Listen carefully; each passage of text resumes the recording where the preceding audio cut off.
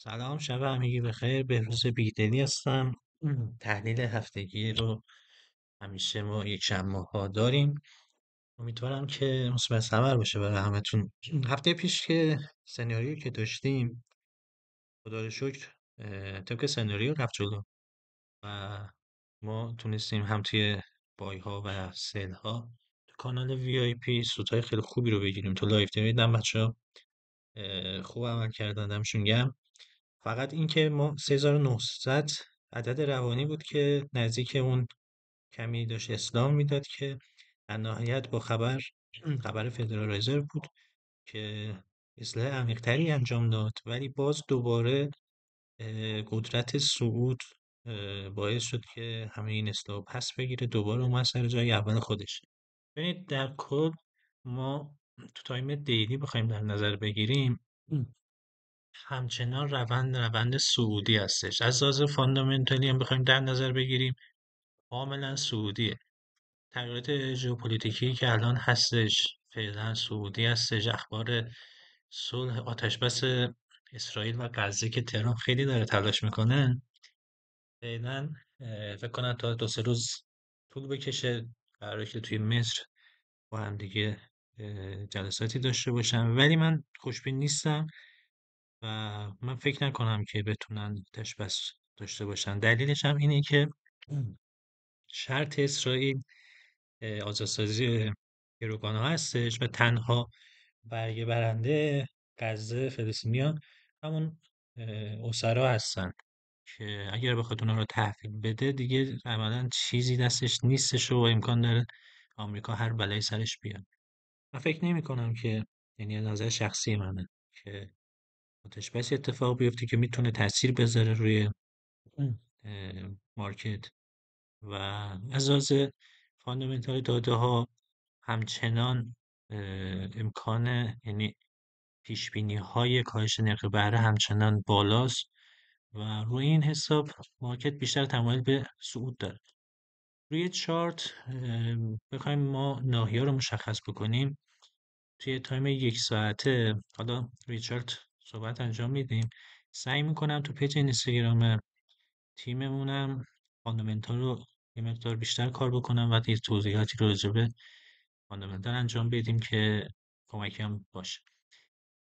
خب ما عرض کردم که فعلا قدرت صعود نسبتاً بیشتره، یعنی بیشتر قدرت دست خریدارها هستش و فعلا درگیر ناحیه سقفی که وجود داشت، سقف تاریخی که هستش و عدد روانی 3900 و من فعلا اینا رو خوب کنم.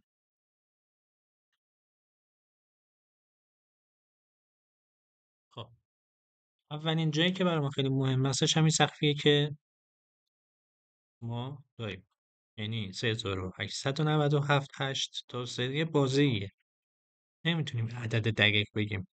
همین ناحیه بین 3897 تا 3900 این یه ناحیه‌ای هستش که خیلی برای ما مهمه و شکست این ناحیه عملا دیگه چندین برابر میشه صعود ما و طبق استراتژی حالا میریم جلو و اگر به اصطلاح ما توی تایم 30 دقیقه بیاد ناحیه رو بشکنه، با یه پولبک ما میتونیم خریدار رو، یعنی خریدارمون رو داشته باشیم به اهداف بالا. حالا اهدافش رو مشخص میکنم، فعلا همینجوری بذاریم باشه.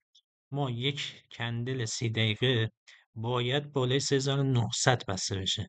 خب 3900 بسته بشه که اطمینان بیشتری خواهد داشت و یه پولبکی میتونه داشته باشه به اعداد مثلا 3895 97 تو این ناحیه و شاید هم یه مقدار پایین تر. شما همون در نظر بگیری 3895 94 و تو اینجا میتونیم ما با تاییدیه‌هامون وارد خریدمون بشیم به اهداف بالاتر. اهداف بالایی که هستش من 3960 بود که به دست آورده بودم. اولین هدفی که میتونه داشته باشه 3960 هستش و تیپ دومون 4000، عدد روند 4000 که اینم از لحاظ روانی خیلی عدد مهمی ازش و حتما میتونه واکنش داشته باشه. معمولا اعداد رند حالت روانی داره و میتونه واکنش های خودش رو داشته باشه. خب این از این. پس ما اگر سقفمون شکسته بشه، کندل 30 دقیقه بسته بشه، پولبک ها خریدار بازار میشه. و اما نکته خیلی مهم، ما یه سری نقدینگی هایی داریم، خب که میتونه بیاد این نقدینگی ها و زیر اونو جمع بکنه بعد بره بالا.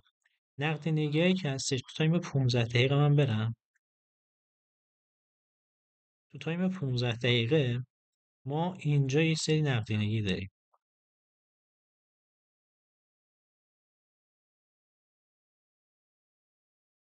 اینجا نقدینگی وجود داره که پول زیادی اینجا هستش. من اصطلاحا میگم پول زیادی هستش و میتونه مارکت بیاد چیکار بکنه؟ زیر این نقدینگی رو جمع بکنه.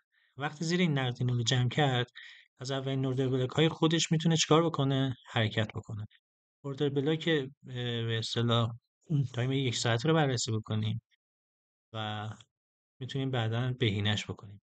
پس نقدینگی تایم 15 دقیقه مشخص کردیم و ناحیه‌ای که میتونه واکنش داشته باشه اوردر بلاکی هستش، این هست. یعنی 3851 تا 3837 تایم 30 دقیقه من بهینه‌اش بکنم که راحت تر باشه. یه کندل خیلی خوبی رو اینجا ما داریم و اینجا خیلی ناحیه مناسب تری هستش. استاپش هم کوتاه‌تره.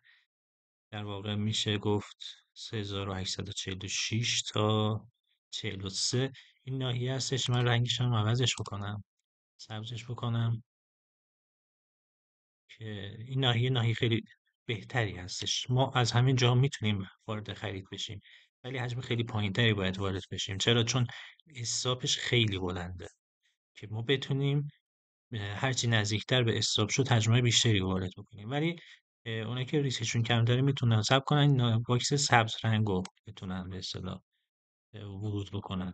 و سناریویی که میتونه داشته باشه این سناریو هستش که بیاد و به این صورت عمل بکنه.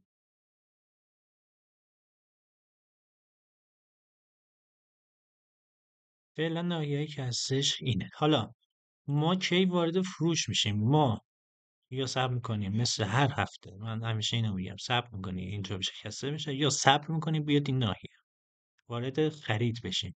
احتمال این سناریو دوم بیشتر. و به هیچ عنوان فعلا من وارد سل نمیشم، یعنی اصلا نمیفروشم. حتی اگر مطمئن باشم 100% میخواد بریزه، من اینجا سل نمیگیرم، چون هر جایی امکان داره بپره بالا، امکان داره بیاد اینجا، امکان داره بیاد از دل نقدینگی بره بالا و ما رو غافلگیر بکنه. ولی تنها جایی که من وارد سل میشم شکست این کف هستش. یعنی 3838 عددی هستش که میتونه اولین تاییدیه تغییر ساختار باشه. و دومین تاییدیه، یعنی جای خیلی مطمئن تر، کف این شادو هستش میشه 3819 3820 تقریبا.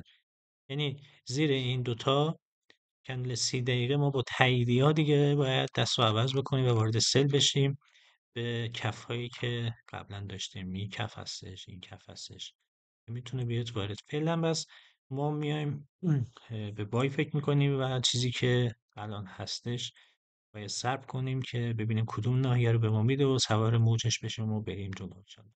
امیدوارم که هفته پرسودی رو داشته باشید و ما هر روز صبح ساعت 9:30 10 لایو ترید داریم. بچه های تیم دمشون گرم کمک میکنن و لایو ترید های خوبی رو برگزار میکنن. امیدوارم که بچه‌ای که اصلا استفاده کرده باشن و سودای خوبی رو داشته باشن. شب همگی بخیر.